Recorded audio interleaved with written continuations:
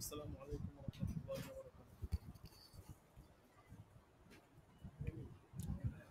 সময় হয়ে গেছে, এখনো আমাদের ছাত্র ভাইয়েরা ক্লাসে নাই। আচ্ছা, তো আমরা শুরু করে দেই। যারা আছে থাকুক আস্তে আস্তে। আজকে আমাদের 193 নাম্বার কায়দা থেকে হবে। দেখেন নিচের দিকে, আল আইওয়াজু ইয়াজিবু। আমাদের হাতে আজকে অনেক পড়া, একটু টেনে টেনে চলে যাব। আপনারা যদি কোনো কায়দা না বুঝেন অবশ্যই নক দিবেন, বলবেন। আল আইওয়াজু ইয়াজিবু রাদ্দুহু ইযা লাম ইউসাল্লিমুল মুআওয়াজু। বলতেছে যে পণ্য যদি হস্তান্তর না করা হয় সেই ক্ষেত্রে বিনিময় ফেরত দেওয়া আবশ্যক, স্বাভাবিক কথা। আল ইওয়াজ, ইওয়াজ মানে বিনিময়, ইয়াজিবু রাদ্দুহু, এই বিনিময়টা ফিরিয়ে দেওয়া আবশ্যক। ইযা লাম ইউসাল্লিমুল মুআওয়াজ, হ্যাঁ, মুআওয়াজ মানে হচ্ছে পণ্য, পণ্য যদি হস্তান্তর না হয়। মুআওয়াজু ইউসাল্লামুল মুআওয়াজু, পণ্য না করা হলে, অর্থাৎ পণ্য ধরেন আপনি টাকা দিছেন কিন্তু পণ্যটা সে আর বুঝে নেয় নাই, তো এই ক্ষেত্রে আপনাকে কি করতে হবে, তার যে মূল্যটা সে দিছিল ওইটা আপনাকে ফিরিয়ে দিতে হবে, স্বাভাবিক কায়দা। যে তারপরে 194 নাম্বার কায়দা, বাবুল গাইন, এখান থেকে শুরু হয়ে গেছে আর কি। গালিবুর রায়ি ইয়াজুজু তাহকিমুহু ফিমা লা ইউমকিনু মা'রিফাতা হাকিকাতিন। বলতেছে গালিবুর রায় মানে যেই ক্ষেত্রে বাস্তবতা জানা সম্ভব নয় আর কি, ওই ক্ষেত্রে অধিকাংশ রায়কে সিদ্ধান্তকারী বানানো এটা বৈধ আছে। মানে ফিমা লা ইউমকিনু মা'রিফাতা হাকিকাতিন, বাস্তবতা জানা যেই ক্ষেত্রে সম্ভব নয়, ওই ক্ষেত্রে অধিকাংশ মানুষ যেটাকে সঠিক মনে করে ওইটাকে রায় দেওয়া, মানে এটা বৈধ আছে। উদাহরণ দিলে বিষয়টা বুঝে আসবে। ধরেন এক ব্যক্তি রাত্রেবেলা কারোর ঘরে ঢুকছে, এখন সে আসলে চুরি করার জন্য ঢুকছে নাকি মানে আশ্রয় নেওয়ার জন্য ঢুকছে কোনো বিপদ থেকে, এটা বোঝা যাইতেছে না। এখন এই ক্ষেত্রে আপনার তার যেই ভাবভঙ্গিমা আছে এটা অনুযায়ী মানে হুকুম দিবে, এবং তার ভাবভঙ্গিমা দেখে লোকজন যেটা মনে করবে সে অনুযায়ী আর কি হুকুম হবে। অনুরূপভাবে কেউ যদি মনে করেন দেখা গেছে এমন স্থানে আছে বা কোনো একটা কাফেলা এমন স্থানে আছে যেখানে আপনার ক্যাবলা নির্ধারণ করা সম্ভব নয়, তো এমত অবস্থায় সকলে মিলে ঠিক করবে যে ক্যাবলা কোন দিকে, সকলের রায় যেদিকে হবে ক্যাবলাকে ওই দিকে ধরে নেওয়া বৈধ হবে, এটাই বলছে। জি, তারপরে 195 নাম্বার কায়দা, আল গরমু বিল গুনমি, যে উপভোগ এটা মানে বিল গুনমি মানে আল গরম মানে হচ্ছে আপনার ক্ষতিপূরণ আর কি, ক্ষতিপূরণ আসবে বিল গুনমি, উপভোগ অনুযায়ী। অর্থাৎ আপনি যতটুকু উপভোগ করবেন ততটুকুর ক্ষতিপূরণ দিতে হবে। যেমন কোনো বস্তু কেউ ছিনতাই করছে, হ্যাঁ, তারপরে যতটুকু সে ক্ষতি করছে অতটুকুর তার ক্ষতিপূরণ দিতে হবে, বাকিটা সে ফিরিয়ে দিবে, সমস্যা নাই। তারপরে 196 নাম্বার কায়দা, আল গসবু লাইসা বিমুজিবিন লিল মিলকি বিনাফসিহি। বলতেছে গসব, ছিনতাই করা, এটা কখনো মালিকানাকে আবশ্যক করে না। হ্যাঁ, এটা তো একটা স্পষ্ট কায়দা যে ছিনতাই করা, অর্থাৎ কেউ যদি কারো সম্পদ ছিনতাই করে নেয় সেই ক্ষেত্রে এই গসব করাটা এটা মালিকানাকে আবশ্যক করে, অর্থাৎ ছিনতাই করলে যে কেউ মালিক হয়ে যাবে সম্পদের, বিষয়টা কিন্তু এমন না, জি এটাই বলা হয়েছে। তারপরে 197 নাম্বার কায়দা, আল ফিদা উ ইয়াকুনু বিমুকাবালাতিল আসলি। আল ফিদা, ফিদা মানে হচ্ছে আপনার নির্ধারণ আর কি, ঠিক আছে। অর্থাৎ মানে আসলের যেটা মূল বস্তু আর কি, মূল বস্তুর উপর দিকে লক্ষ্য করেই মূল্য নির্ধারণ করা হয়। ফিদা মানে হচ্ছে মূল্য নির্ধারণ করা, ঠিক আছে। বিমুকাবালাতিল আসলি, আসল বস্তুর দিকে লক্ষ্য করেই মূল্যটা নির্ধারণ করা হয়, ঠিক আছে। অর্থাৎ যেটা মূল জিনিস, ঠিক আছে, ওইটার দিকে লক্ষ্য করে মূল্য ধরা হবে আর কি, ঠিক আছে।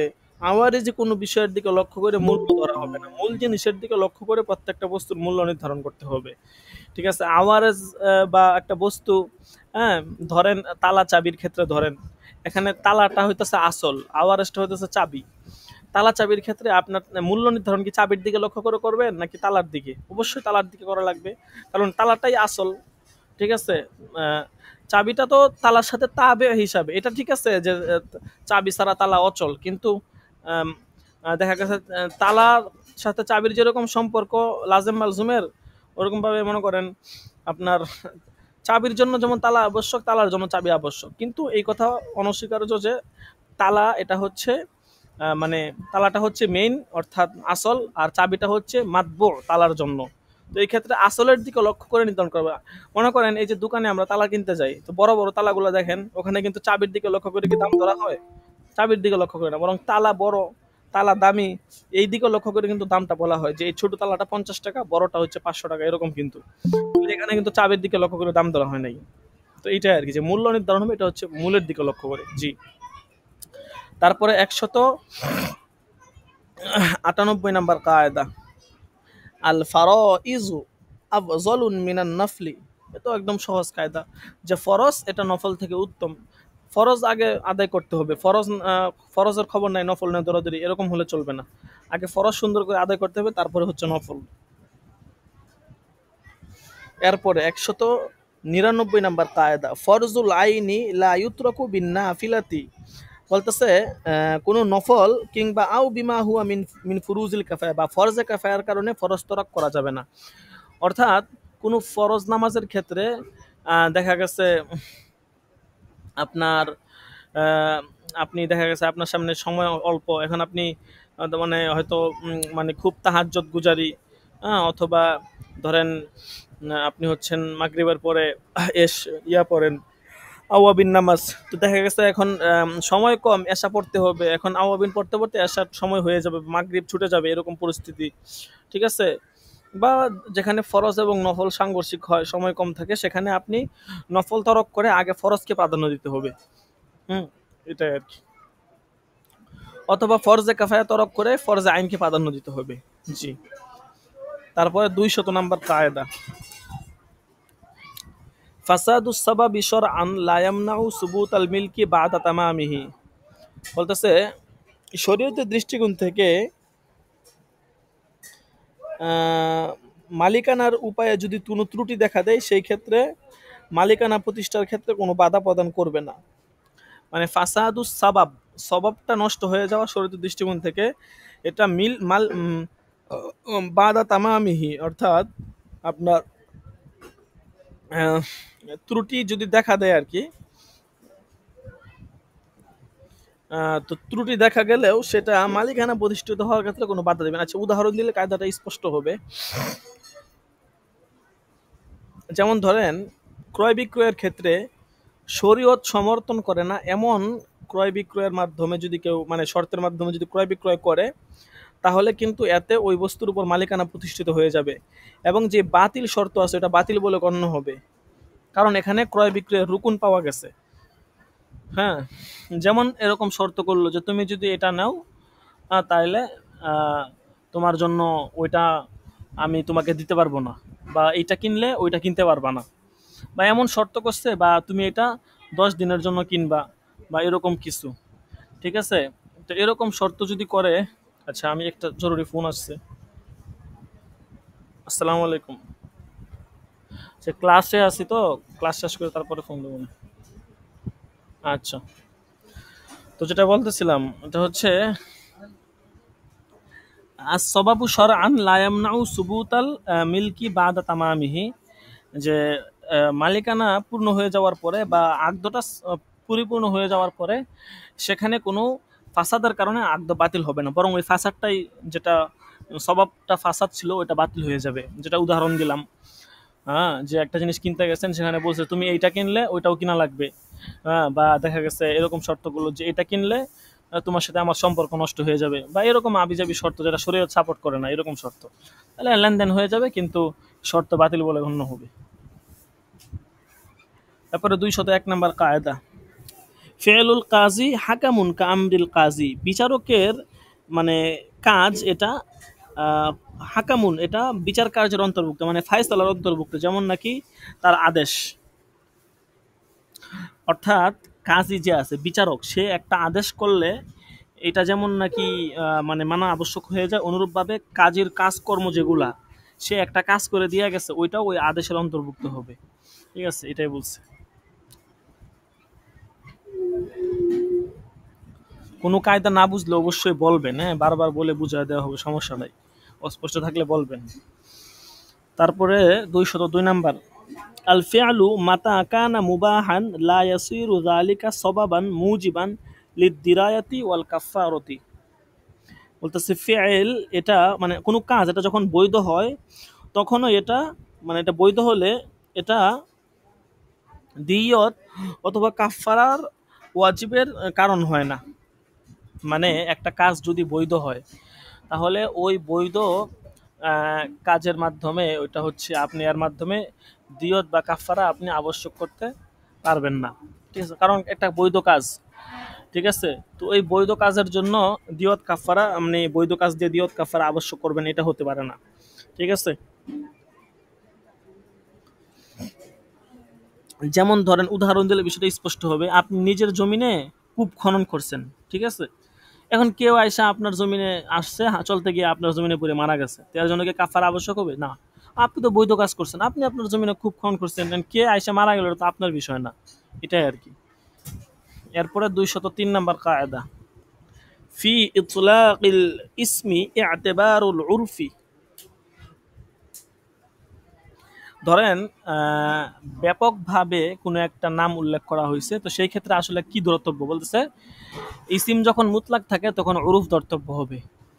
উদাহরণ এরকম হইতে পারে, যেমন দেখা গেছে আপনি লেনদেনের ক্ষেত্রে দেখা গেছে একটা সমাজের ভিতরে কয়েক ধরনের মুদ্রার প্রচলন আছে। হ্যাঁ, এখন আপনি বলছেন ঠিক আছে আমি মুদ্রা দিয়ে দিব না, এখন মুদ্রা বলতে অনেক ধরনের মুদ্রা বোঝায়, এখন বলতেছে ওরুফের মধ্যে ওই সমাজের ভিতরে যেইটা মানুষ মানে মুতলাক রাখলে যে জিনিসটা বুঝায় ওই জিনিসটা ধর্তব্য, বেশ। বা আপনি কোনো বিষয়ে কসম করলেন, তো কসমের মাধ্যমে ওরুফে আসলে আপনি কসম করলে আপনার কসম দ্বারা ওরুফ কি বুঝায়, ওই আপনার যেটা বুঝায় ওই দিকে লক্ষ্য করা হবে। কসম করলেন যে আপনি বিছানায় বসবেন না, তারপর সে মাটিতে বসলো, এখন তার কসম ভাঙবে না। হ্যাঁ, কারণ যদিও কোরআন শরীফে জমিনকে বিছনা বলা হয়েছে, ঠিক আছে, তারপরও কসম ভাঙবে না, কারণ উরুফে বিছানা বলতে কিন্তু এই যেমন খাট পালং চকি এগুলো বুঝায়, মানে মাটিকে কিন্তু বিছানা বলে না, এই জন্য উরুফ ধর্তব্য। আশা করি বুঝতে পারছেন। এরপরে 204 নাম্বার কায়দা,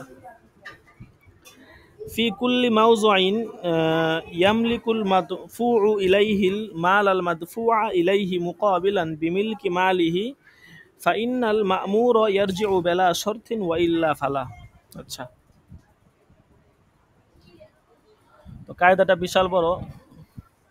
এই দায়িত্ব কার আজকে? আব্দুল্লাহ হাত পিরা হাইতে কঠিন মার খাবে, কঠিন বলে দাও। জি ধরেন, তো এখানে বলতেছে যে ফি কুল্লি মাউযুইন মানে যেই সকল ক্ষেত্রে ইয়ামলিকুল মাদফুআ ইলাইহি, মাদফুআ ইলাইহি তো বুঝেন এই যে জিনিসটা দেওয়া হয় কিন্তু যাকে দেওয়া হয়, তো যে সমস্ত ক্ষেত্রে নিজের মাল যেটা মানে নিজের মালের বিনিময়ে বিমিল কি মালিহি, মানে তর্জমাটা আর কি এদিক সেদিক করে উঠবে, শাব্দিকভাবে মিলবে না। ঠিক আছে, আগে পরে তর্জমা আগে উঠবে। মানে যে সমস্ত ক্ষেত্রে নিজের মালের বিনিময়ে মাদফু ইলাই অর্থাৎ হস্তান্তরকৃত যে বস্তুটা যাকে হস্তান্তর করা হয়, এই হস্তান্তরিত বস্তুর মালিক হয়, ওই সমস্ত ক্ষেত্রে আদিষ্ট যে ব্যক্তি থাকে ওই আদিষ্ট ব্যক্তি কোনো প্রকার শর্ত ছাড়াই বস্তু ফিরিয়ে দিতে পারবে, অন্যথায় নয়। সেটা উদাহরণ দিলে বুঝতে পারবে। যেমন ক্রেতা, ঠিক আছে, করে রাখি,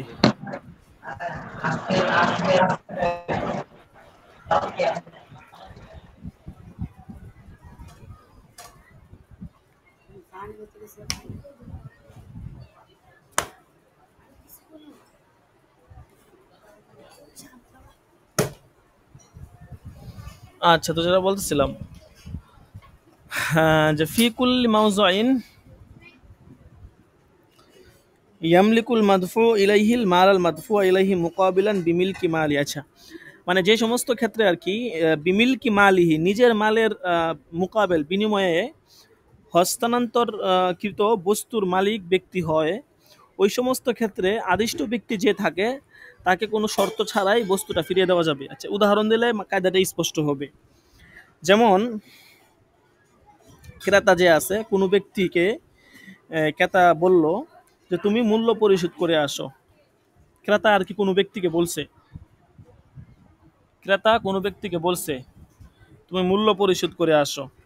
এক্ষেত্রে বিক্রেতা তার নিজস্ব পাওনা পণ্যের বিনিময়ে মূল্যের মালিক হচ্ছে। কারণ এখানে তো সে কি করতেছে, আপনার সে তো টাকা কোনো একটা জিনিস কিনছে, কেনার পরে তো এখন সে আরেকজনকে বলছে মূল্য পরিশোধ করে আসার জন্য।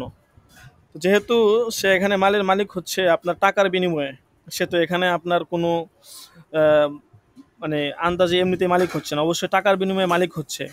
এখন যাকে শর্ত করছে, মানে যে ব্যক্তিকে পাঠাইছে আর কি টাকাটা পরিশোধ করার জন্য, সে কোনো প্রকার শর্ত ছাড়াই ওই টাকাটা ওই ক্রেতা থেকে চেয়ে নিতে পারবে। ঠিক আছে, অর্থাৎ সে তো বলছেই যে টাকা পরিশোধ করার জন্য তুমি ওই টাকাটা পরিশোধ করে আসো। এখন মনে করেন যেহেতু তাকে বলা হয়েছে তুমি টাকাটা পরিশোধ করে আসো, এখন এইটার জন্য তো তার কাছে মানে কোনো শর্ত লাগবে না যে ক্রেতার কাছে বলবে যে ভাই টাকা লাগবে বা শর্ত দিলাম, এরকম কোনো শর্তের প্রয়োজন নাই। কারণ ক্রেতা নিজেই বলছে তুমি টাকাটা পরিশোধ করে আসো। যেহেতু সে আদিষ্ট ব্যক্তি, শর্ত ছাড়াই ক্রেতা থেকে সে আদায়কৃত মূল্য চেয়ে নিতে পারবে। এবং এই ক্ষেত্রে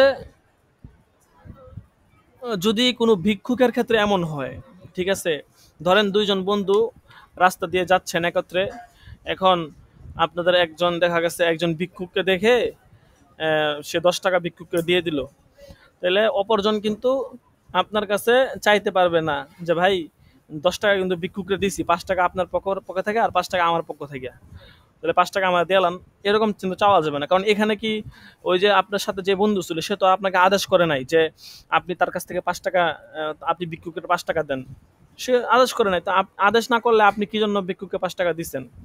তা সে তো বলে নাই যে আপনি তারা ভিক্ষুককে 5 টাকা দেন আমি দিয়ে দিব না। কিন্তু আমাদের এরকম লেনদেন হয় প্রায়ই। আপনি বললে এটা হচ্ছে আপনাকে দেওয়া লাগবে, আর যদি না বলেন আদিষ্ট হইলে এখানে আপনি চাইতে পারবেন, ঠিক আছে, তখন চাওয়া যাবে, কিন্তু আদিষ্ট না হইলে এটা চাওয়া যাবে না।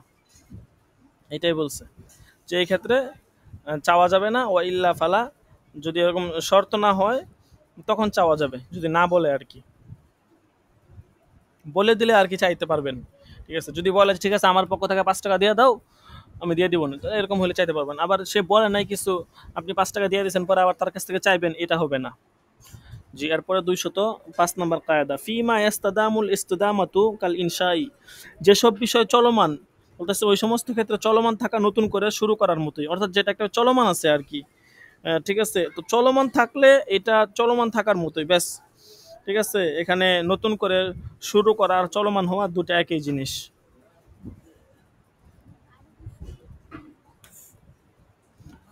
আচ্ছা, তারপরে 206 নম্বর কায়দা, বাবুল কফ, আল কাজী ইদা কাজা ফি মুজতাহাদিন ফিহি নাফাজা কাজাউহু, যে বলতেছে কাজী যখন, আল কাজী ইদা কাজা ফি মুজতাহাদান ফিহি নাফাজা কাজাউহু, কাজী যখন কোনো বিষয়ে ফায়সালা করে, ইদা কাজা ফি মুজতাহাদান ফি, ইদা কাজা ফি মুজতাহাদান ফিহি, মুস্তাহাদ ফি কোনো বিষয়ে যখন ফায়সালা করে, তখন নাফাজা কাজাউহু, তখন তার এই কাজটা আপনার কার্যকর হয়ে যায়।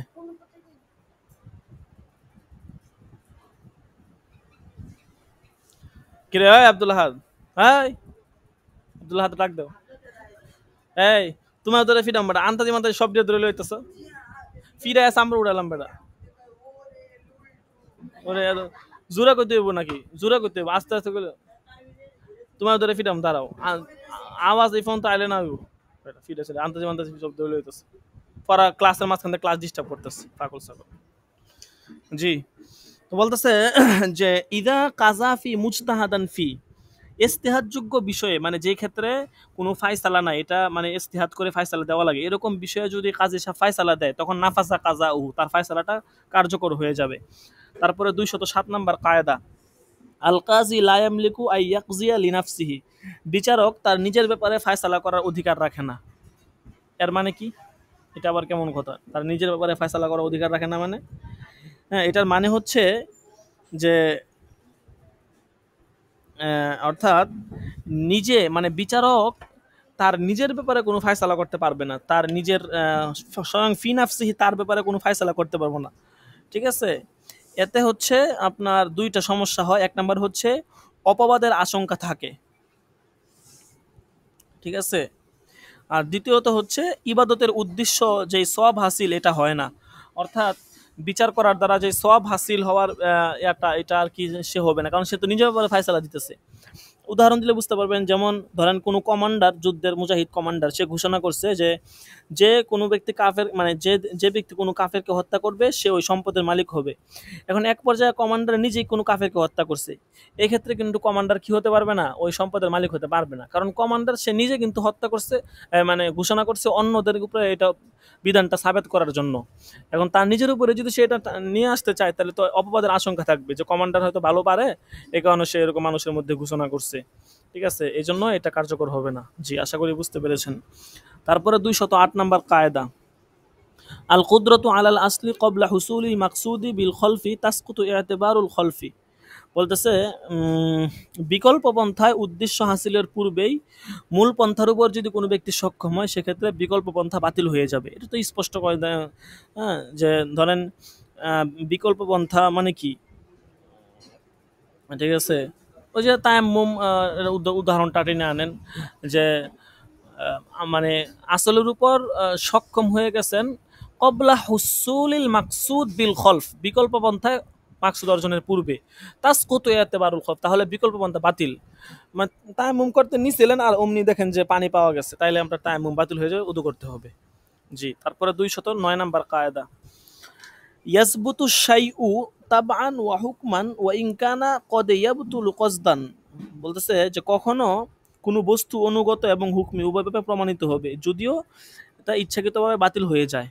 ঠিক আছে, অর্থাৎ মানে জায়গা কিনলে জায়গার সাথে যে সমস্ত জিনিস থাকে এগুলো আপনার সাথে তাবান এগুলো আসবে। যদি সে মানে পৃথক করে দেয়, যেমন ধরেন আপনি একটা জায়গা কিনতেছেন, এখন জায়গার সাথে একটা নালা আছে, ধরেন এটা আপনার জায়গার মধ্যেই পড়ছে বা জায়গার ভিতরে কয়েকটা গাছ আছে, তো এগুলো তাবান এবং হুকমান কিন্তু অন্তর্ভুক্ত হয়ে যাবে, এই গাছগুলো আপনার হয়ে যাবে। কিন্তু বিক্রেতা যদি বলে যে না ভাই আমি জায়গা বিক্রি করতেছি কিন্তু আমি গাছ বিক্রি করব না, এরকম যদি সে স্পষ্ট করে দেয় তাহলে আবার বাতিল হয়ে যাবে। কখনো যদিও ইচ্ছাকৃত বাতিল হয়ে যায়, অর্থাৎ সে যদি শর্ত করে তাহলে বাতিল হয়ে যাবে, আর শর্ত না করলে তা বানুয়া হুকমান এটার মধ্যে দাখিল হয়ে যাবে ক্রয় বিক্রয়ের ভিতরে অনুগত হিসাবে। তারপরে 210 নম্বর কায়দা, কদে ইয়াসবুতুল ফারউ মা আদামি সুবুতিল আসলি, কখনো কখনো মূল বস্তু ছাড়াই অনুগত বস্তু প্রমাণিত হয়ে যায়, মূল বস্তু নাই কিন্তু অনুগত বস্তু প্রমাণিত হয়ে যায়। যেমন ধরেন যে এটা উদাহরণ দিলে বিষয়টা স্পষ্ট হবে। আপনি বলছেন যে আমি অমুকের নিকটে 1000 টাকা পাই, ঠিক আছে, বা এরকম যে ধরেন আপনি বলছেন যে আমি তো তার নিকটে 1000 টাকা পাই। এখন আরেকজন ব্যক্তি সে এটা পরিশোধের দায়িত্ব নিচ্ছে। এখন এই যাকে বলছেন যে আমি তার নিকট 1000 টাকা পাই, বা এটা না, আপনি একজন ব্যক্তি বললো আর কি যে তুমি আমার কাছে 1000 টাকা পাও, ঠিক আছে, সে আপনি কাউরে বললেন যে তুমি আমার কাছে 1000 টাকা পাও। এখন আরেকজন ব্যক্তি দায়িত্ব নিছে, ঠিক আছে, যে সে যেহেতু তোমার কাছে 1000 টাকা পায় আমি এটা পরিশোধ করে দিব, ঠিক আছে। এখন আপনি যার যার ব্যাপারে বলছেন যে তুমি আমার কাছে 1000 টাকা পাও, ঠিক আছে, সে এটা অস্বীকার করছে, ঠিক আছে, সে বলতেছে না তুমি আমার কাছে কোনো 1000 টাকা পাও না, এবং তার বিরুদ্ধে যে বলছে 1000 টাকা পায় তার বিরুদ্ধে মামলা মোকদ্দমা করছে। তাহলে এটা কিন্তু তখন আর যে ব্যক্তি বলছে যে তুমি আমার কাছে 1000 টাকা পাও তাকে আর পরিশোধ করা লাগবে না, ঠিক আছে, এটা এখন আপনাকে পরিশোধ করতে হবে। বিষয়টা বুঝছেন কিনা? আর আমি নাম ধরে উদাহরণ দিয়ে বুঝাই দেই। যেমন ধরেন আমর আর জায়েদ দুই ব্যক্তি, তো আমর সে জায়েদের মানে আমরের নিকট জায়েদ 1000 টাকা পায় আর কি, ঠিক আছে। এখন একজন ব্যক্তি বলল যে আমি এটা পরিশোধের দায়িত্ব নিলাম। কে কার কাছে টাকা পায়? আমরের কাছে জায়েদ পায় ১,০০০ টাকা। আর একজন বলল আমি পরিশোধের দায়িত্ব নিলাম। এখন আমর এটা অস্বীকার করছে। জায়েদ কিন্তু আমরের কাছে পায়, আমর বলতেছে না আমার কাছে সে পায় না। এবং জায়েদ তখন ওই ব্যক্তির বিরুদ্ধে মোকদ্দমা পেশ করছে, অর্থাৎ যে বলছে যে আমি এটা পরিশোধের দায়িত্ব নিলাম, তখন ওই ব্যক্তিকে এটা পরিশোধ করতে হবে। যদিও মাঝখান থেকে এখানে আমর বাতিল হয়ে যাবে, অর্থাৎ আমর কিন্তু মূল ছিল। আমর মূল থাকার পরেও আমর এখানে বাতিল হয়ে গেল মামলা মোকদ্দমায়। ঠিক আছে, তো ওই ব্যক্তির পরিশোধ করা লাগবে। আচ্ছা,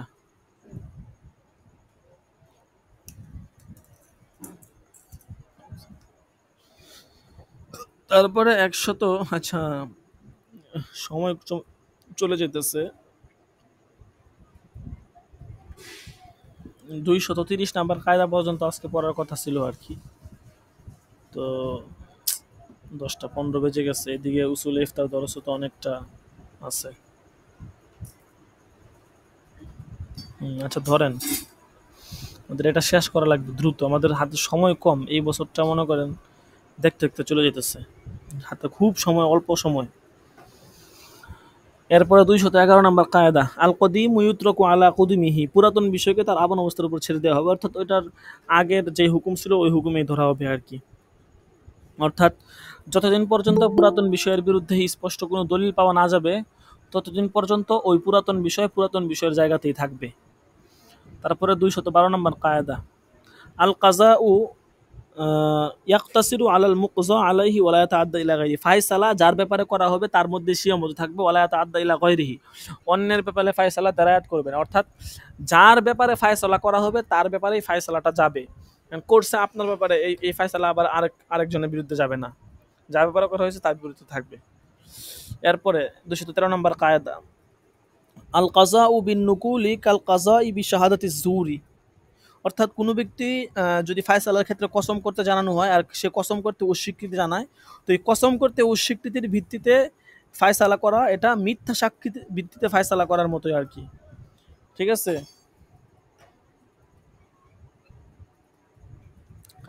তো কসম করতে অস্বীকৃতির ভিত্তিতে ফায়সালা করা হলে এটা মিথ্যা সাক্ষীর ভিত্তিতে ফায়সালার মতোই হবে। মিথ্যা সাক্ষীর ভিত্তিতে ফায়সালা দিলে মানে যেমন হবে, হ্যাঁ, অর্থাৎ মিথ্যা সাক্ষীর ভিত্তিতে ফায়সালা করলে ওই বস্তুটা যেমন নাকি হালাল হয়ে যায়, হ্যাঁ, তেমনিভাবে বিবাদী যদি কসম করতে অস্বীকার করে তাহলেও তার জন্য এটা হালাল হয়ে যাবে।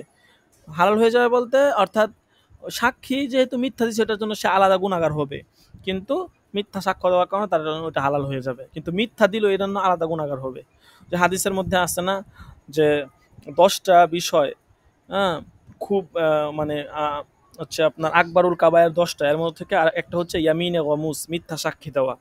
ঠিক আছে, এরপরে আছে আল ইশরাকু বিল্লাহ ওয়া উকুকুল ওয়ালিদাইন ওয়া কতলুন নাফসি, এরকম আছে আর কি 10টা, এর মধ্যে ইয়ামিনে গমুস কিন্তু একটা। তো মিথ্যা সাক্ষী দেওয়া এটা কিন্তু অনেক বড় একটা অপরাধ, অন্যায়জনক কাজ। তারপরে ২১৫ নম্বর কায়দা, আল কওলু কওলুল আমিনি মা আল ইয়ামিনি মিন গায়রি বাইয়িনাতিন, বলতেছে কোনো ধরনের প্রমাণ ছাড়া কসমের সাথে আমানতদারের কথা গ্রহণ করা হবে। অর্থাৎ কোনো প্রমাণ যদি না থাকে সেই ক্ষেত্রে যার কাছে আপনি আমানত রাখছেন সেই যেই কথাটা বলবে, হ্যাঁ, এটা গ্রহণ করা হবে। কারণ কসমটা করা হয় মূলত আসল অবস্থাটা জানার জন্য, আর আমানতদার আসল কথা যেহেতু সে বলে, ঠিক আছে, অর্থাৎ তার কাছে যেহেতু জিনিসটা রাখা হয়েছে তার কথাটা কেমন যেন আসলের স্থানে আছে এবং তার কথা গ্রহণ করা হবে, এক্ষেত্রে দলিলের প্রয়োজন পড়বে না। কারণ জিম্মা থেকে মুক্ত হওয়াটাই কিন্তু আসল, আর আসলকে সাবেত করার জন্য কসম খাওয়া হয়, এই জন্য আমানতদারের কথা গ্রহণ করা হবে। যদি দলিল না থাকে, দলিল থাকলে তো দলিল হিসেবে কাজ করা হবে, দলিল না থাকলে ওই ক্ষেত্রে আমানতদারের কথা গ্রহণ করা হবে। দলিল না থাকলে সমস্যা নাই।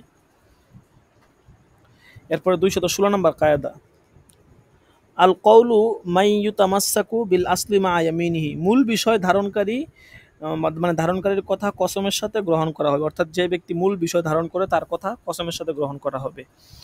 ঠিক আছে, যেমন ধরেন মানে শিশুকাল বা বুঝমান হওয়া বা ত্রুটিমুক্ত হওয়া, দায়িত্বমুক্ত হওয়া, ঠিক আছে, এগুলো হচ্ছে মানুষের মূল বিষয়। ঠিক আছে। উস্তাদ জি, জি, জি বলুন। আপনাকে একটা মেসেজ পাঠানো হয়েছে, একটু দেখলে ভালো হতো। আচ্ছা, দেখছি দেখছি, আমি দেখছি, সমস্যা নাই, দেখছি। আপনি আনমিউট করে রাখেন, আমি সমস্যা নেই। বেশিক্ষণ যুক্ত থাকতে পারতেছি না, আচ্ছা ঠিক আছে, সমস্যা নাই, কাজের যতটুকু একটা থাকতে পারেন বিজ্ঞাপন। থাকলেন। ঠিক আছে, ধরেন তারপর। তো মূল বিষয় ধারণকারী যে আছে তার কথা কসমের সাথে গ্রহণ করা হবে, যেমন ওই যে ব্যক্তির ক্ষেত্রে দুষ্টুরি মুক্ত হওয়া, দায়িত্ব মুক্ত হওয়া, এগুলো হচ্ছে মূল বিষয়, এগুলো কসম করলে এগুলো গ্রহণ করা হবে। কওলুল মুত্তাহামি লাইসা বিহুজ্জাতিন, সন্দেহযুক্ত ব্যক্তির কথা দলিল নয়। মানুষকে সন্দেহ করা অযথা, সন্দেহ করে তার বিরুদ্ধে একটা কথা নিয়ে আসছে, এটা তো দলিল না। ঠিক আছে, এই কাজগুলো খুব হয় আমাদের সমাজে, এগুলো থেকে বিরত থাকতে হবে। তারপরে 218 নম্বর কায়দা, আল মুনাকিসি লা ইউতাবারু, বিরোধপূর্ণ বক্তব্য প্রধানকারীর কথা গ্রহণযোগ্য নয়। অর্থাৎ বিরোধপূর্ণ বক্তব্য যদি দেয়, মানে এক একবার এক এক কথা, এখানে এক কথা সেখানে এক কথা, হ্যাঁ, বিরোধপূর্ণ বক্তব্য, আমার কাছে এক কথা আপনার কাছে এক কথা, আরেকজনের কাছে আবার আরেক কথা, ঠিক আছে, তিন জায়গায় তিন কথা, কথার কোনো আগামাথা নেই, এরকম বিরোধপূর্ণ বক্তব্য যদি দেয় কেউ, তাহলে এটা গ্রহণযোগ্য হবে না। তারপরে বাবুল কাফ, 20টা পড়ে ফেলি আর 2টা পড়ে 19 বিশ্বাস করে ফেলি। আল কিতাবু কাল খিতাবি, অর্থাৎ লিখিত চিঠি এটা বক্তব্যের মতোই গণ্য হবে।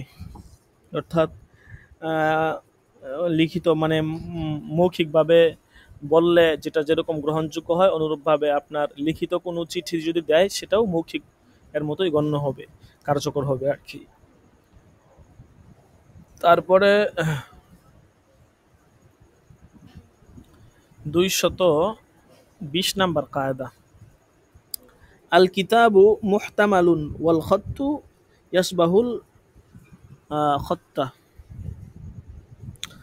মানে কিতাব, কিতাব মানে চিঠি, এটা হচ্ছে মুহতামাল, সম্ভাব্য বিষয়, এবং লেখা এটা অন্য লেখার সাথে সামঞ্জস্যপূর্ণ। এর মানে কি, কিতাব হচ্ছে সম্ভাব্য বিষয়, মানে এটা উদাহরণ দিলে বোঝা বোঝা যাবে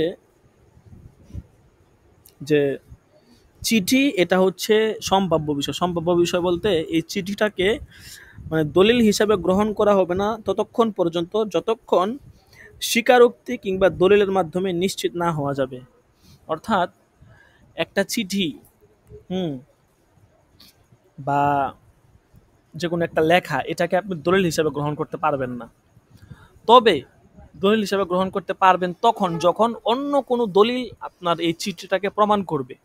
কারণ একটা চিঠি তো যে কেউ লিখতে পারে, আর লেখা তো যে কেউ নকল করতে পারে। ঠিক আছে, এই জন্য এটাকে দলিল হিসাবে গ্রহণ করা যাবে না। কিন্তু মনে করেন এখানে চিঠির মধ্যে স্বাক্ষর দেওয়া আছে, সাইন দেওয়া আছে, তাইলে কিন্তু এটা আবার দলিল হিসাবে গ্রহণ হবে। ঠিক আছে, স্বাক্ষর সাইন থাকলে তো ভিন্ন কথা, কারণ এখানে সবার সাইন আছে, এটা তো স্পষ্ট যে এটা ইয়া। ঠিক আছে, তাইলে সমস্যা নাই। কিন্তু নর্মালি আর কি লেখা থাকলে ওইটা বা চিঠি থাকলে ওটাকে দলিল হিসেবে গ্রহণ করা যাবে না।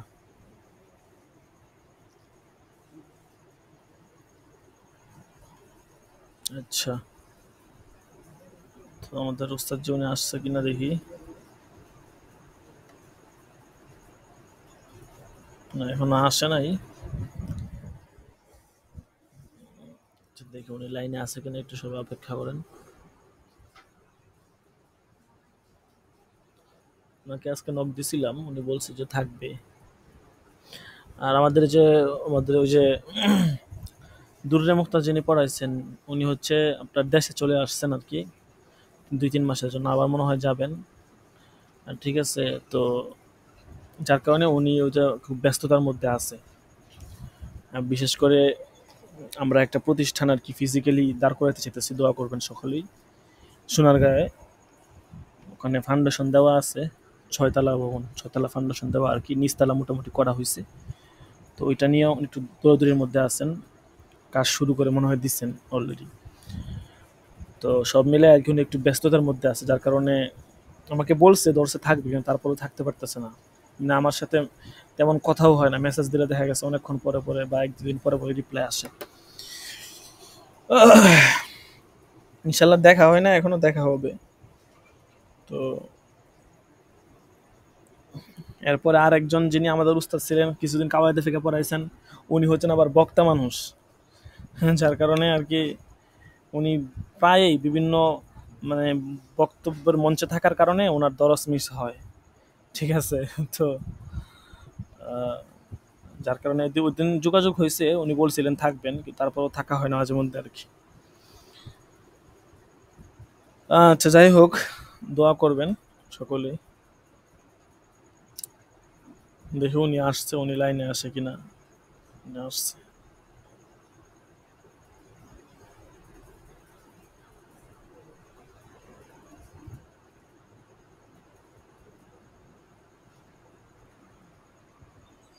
সকলেই থাকবেন, হাজিরা দিয়ে অবশ্যই যাবেন, হাজিরা না দিয়ে যাবেন না, ঠিক আছে?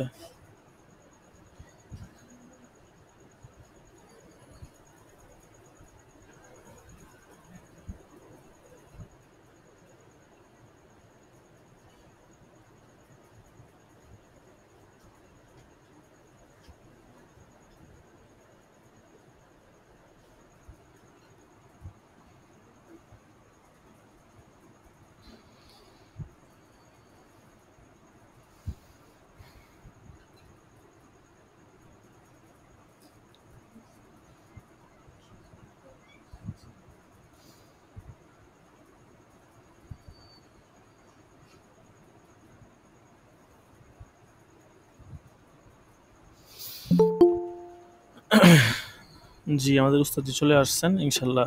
আমরা সকলে উসুল ইফতা ধরি। আমি কিতাবটা শেয়ার করে দিতেছি, আপনারা সকলে মনোযোগ দিয়ে ধরেন।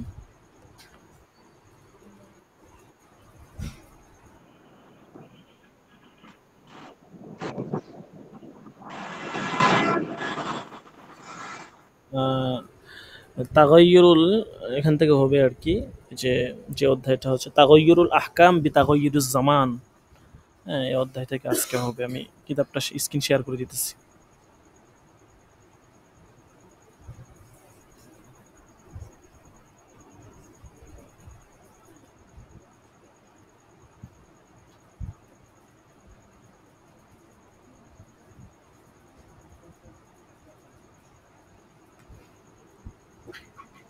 তাগাইয়ুরুল আহকাম বি তাগাইয়ুরিজ জামান, অর্থাৎ জমানার কারণে হুকুম পরিবর্তন হয় আর কি।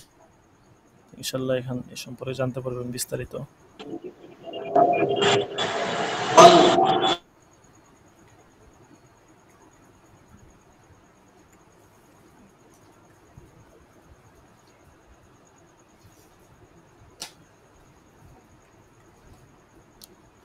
জি, এই যে এই অধ্যায় থেকে আজকে হবে।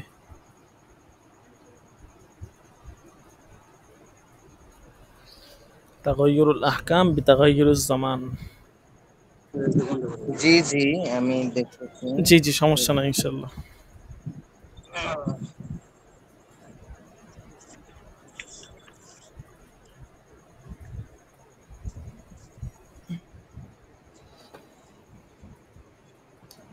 হুম, পেয়েছে তাগাইয়ুরুল আহকাম বিতাগাইয়ুরিজ জামান।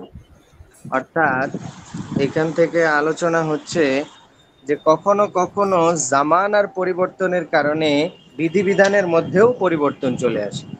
যেমন ধরো যে তোমার রসুলের যুগে আগে হলো মাঠে ময়দানে নামাজ পড়ার বিধিবিধান ছিল, ওগুলোর আহকাম চলতো যে মাঠে নামাজ পড়তে হলে কিভাবে চলতে হয়, যেমন মুকাব্বিরের সিস্টেম। হ্যাঁ, পরবর্তীতে যখন দেখা গেল যে মাইকের সিস্টেম চলে আসলো, এই জামানার পরিবর্তনের কারণে এই যে নবীর যুগের যে মুকাব্বিরের সিস্টেম, যে যখন আহ মুকাব্বিরের যে সিস্টেম, এই সিস্টেমের মধ্যে পরিবর্তন চলে আসে, মাইকের এক ধরনের সিস্টেম চলে আসলো। তো এইরকম ভাবে কি কি কারণে, হ্যাঁ, কোন কোন দিক দিকের কারণে হুকুমের পরিবর্তন হয় এই ব্যাপারে কথা বলতেছে। قد عرف في عبارة الفقهاء أن الأحكام تتغير بتغير الزمان। যে ফুকাহে কেরামের কথার দ্বারা বোঝা যায় যে বিধিবিধান এগুলো জামানার পরিবর্তনের কারণে পরিবর্তন হয়ে যায়। ওয়ালাইসা হাদাল আসলু কুল্লিয়ান বিআন ইয়াতাগায়্যারা বিহি জামিউল আহকাম আশ-শারঈয়্যা কামা জামাহু বাযুল ইবাহিয়্যিন ফি আসরিনা। বলতেছে যে ব্যাপারটাকে মুতলাক রাখা যাবে না, বরং এটা শর্ত সাপেক্ষে ধরতে হবে। যেমনটা আমাদের যুগে কিছু ইবাহাতের যারা মনে করলে যে কিছু জিনিসকে হালাল মনে করে, হালাল মনে করেওয়ালা কিছু লোক এই যুগে বলে যে জামানা পরিবর্তন কারণে এটাও পরিবর্তন, অথচ এটার জন্য যে কিছু শর্ত আছে, কিছু যে ইল্লত পাওয়া যাইতে হবে, এগুলো অনেকে বুঝে না, মানে না। তো এখানে কিছু এই কারণগুলো বলবো। ইন্নামাল মুরাদু বিহাদাল আসলি আন্না বা'দাল আহকাম তাতাগায়্যারু বিতাগায়্যুরিজ জামান, বরং এই আসলের দ্বারা উদ্দেশ্য হলো যে বাজ আহকাম পরিবর্তন হয় তাগায়্যুরে জামানের কারণে। তবে ওয়াইন্নামা ইয়াকাউ হাদা তাগায়্যুর বিআহাদিল ওয়ুজুহিল আরবাআতি আতিয়া, চার কারণে হুকুমের মধ্যে পরিবর্তন আসতে পারে। এক নম্বর দেখো, আই ইয়াকুন আল হুকমু মালুলান বিইল্লাতিন, ফাইন ফাতাত আল ইল্লাতু বিতাগায়্যুর জামান তাগায়্যারা আল হুকমু বিফাওয়াতিহা। বলতেছে হুকুমটা কোনো ইল্লাতের সাথে ইল্লাত যুক্ত হওয়া, ইল্লত যখন শেষ হয়ে যাবে জামানা পরিবর্তনের কারণে, হুকুমও শেষ হয়ে যাবে। যেমন নামাজের যে বিধানটা তোমাদেরকে বললাম, যে এটার ইল্লত ছিল হলো যে এই যুগে মাইক, ওই যুগে মাইক ছিল না। তো যখন মাইকের ইল্লতের মাইক আসার যে ইল্লত, এই ইল্লতটা যখন ফৌত হয়ে গেল, তখন এই মুকাব্বিরের সিস্টেম কি হয়ে গেল, ও বাদ হয়ে গেল। বুঝছো? والثاني أن يكون الحكم مبنيا على العرف والعادة فلو تغير العرف تغير الحكم। বলতেছে কখনো কখনো হুকুমটা পরিবর্তন হয়ে যায় উরুফ এবং আদাতের উপরে, মানে কখনো কখনো হুকুমটা হয়ে থাকে উরুফ এবং আদাতের ভিত্তিতে। এখন যদি উরুফ পরিবর্তন হয়ে যায় তাহলে হুকুমও পরিবর্তন হয়ে যাবে। এটা আমরা দুনিয়াবি জিনিসের মধ্যেও দেখি। যেমন তুমি কিছু জায়গায় বিয়ে করতে গেলে ওই জায়গার বিয়ের প্রচলন আছে যে শাশুড়ির বাড়ির সবাইকে সবকিছু, 3 পিস 3 পিস যা কিছু আছে সব দিতে হবে, কিন্তু কিছু কিছু জায়গা আবার এটার কি নাই, প্রচলন নাই। তো যেখানে যেটার হরফ সেটা তোমাকে মেনেই চলতে হবে। ওয়াসালিস, আচ্ছা এখানে সানির মধ্যে একটা আছে, ওয়াহাদা ফিল হাকিকাতি ইয়ারজিউ ইলাল ওয়াজহিল আউয়াল লিআন্না তাগায়্যুর আল উরফ ইনমা ইউগায়্যিরুল হুকম ইন কানা আল হুকমু সাবিকু মালুলান বিল উরফি। বলতেছে যে এই দ্বিতীয় হুকুমটা মূলত প্রথম হুকুমের মতোই, অর্থাৎ প্রথমে যে বলা হয়েছিল যে ইল্লত পাওয়া গেলে হুকুম পাওয়া যাবে, ইল্লত নাই তো হুকুমও নাই, এইখানেও ব্যাপারটাই এরকম। ওই যে হরফের মধ্যে 3 পিসের প্রচলন আছে ওইখানে হলো ওই ইল্লত পাওয়া গেছে, আর যে হরফের মধ্যে প্রচলন নাই ওখানে ইল্লত পাওয়া যায়নি। والثالث أن يتغير الحكم لضرورة شديدة أو لعموم البلوى। তৃতীয় নাম্বার কারণ যেটা বলতেছে, দাঁড়াও একটু, হ্যাঁ, আন ইয়াতাগায়্যার আল হুকমু, হুকুমটা জরুরতে শাদীদার কারণে পরিবর্তন হয়ে যাবে, অথবা উমুম বালওয়ার, যেটা পূর্বেও কিন্তু তোমরা পড়ছো যে মাযহাব কখন পরিবর্তন করা যাবে, ওই মাযহাবের একটা প্রকার এখানে নিয়ে আছে। ওয়া ইয়াকাউ তাগায়্যুরু বিকদরি যরুরা।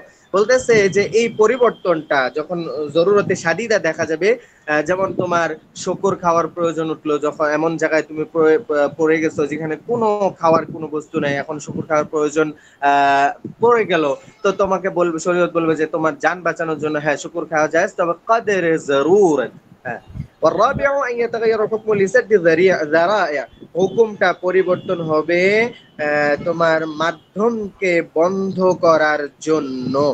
ونريد ها هنا أن نشرح هذه الوجوه الأربعة بشيء من التفصيل والله الموفق لنا। আমি বলতেছে যে প্রত্যেকটার আমরা একটু পার্থক্য করব, মানে পার্থক্য বলতেছি বিশ্লেষণ করব।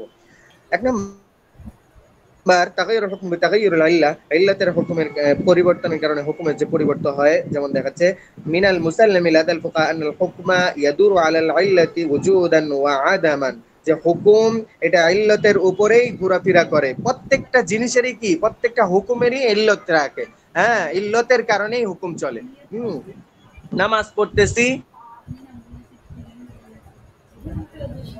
সবব, প্রত্যেকটা তুমি যে কোনো, তুমি ব্যবসা করতেছো এখান থেকে টাকা লাভের জন্য, মানে প্রত্যেকটা হুকুম, এই হুকুমের কি পিছনে কি থাকে, ইল্লত থাকে, সবব থাকে। ওটাই বলতেছে ইল্লতটা হয়তো উজুদি হয় অথবা আদমি হয়।